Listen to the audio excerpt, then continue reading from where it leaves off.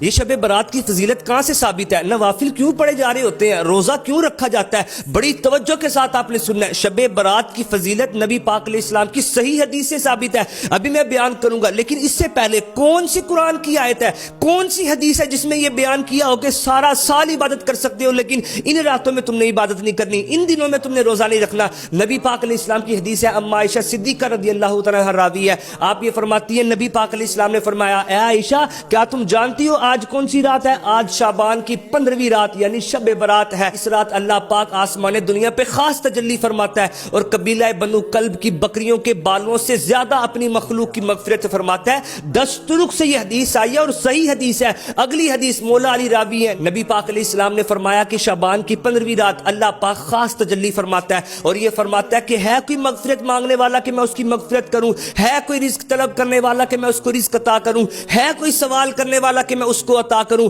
اللہ پاک یہ بندوں سے خطاب فرماتا ہے اور اسی حدیث میں فرمایا کہ اس رات عبادت کرو اور دن کا روزہ رکھو۔ اتنی برکتوں والی رات بندہ کس طرح اس رات عبادت نہ کرے؟ یہ اپنے اپنے نصیب کی بات ہے کہ کئی لوگ سو کے گزار دیتے ہیں اور کہیں پر رب کی توفیق ایسی ہے کہ وہ اس رات کو بھی اللہ کی یاد میں گزارتے ہیں۔ ہر بندہ 15ویں شعبان کو مغرب کے بعد 6 نوافل ادا کرے، رات کو عبادت میں گزارے اور دن کا روزہ رکھے اور اللہ سے دعا کرے، مولا اس رات تو جن لوگوں کی مغفرتیں فرمائے گا ان کا صدقہ مولا ہم گناہگاروں کی بھی مغفرت فرما، معاف کر دے۔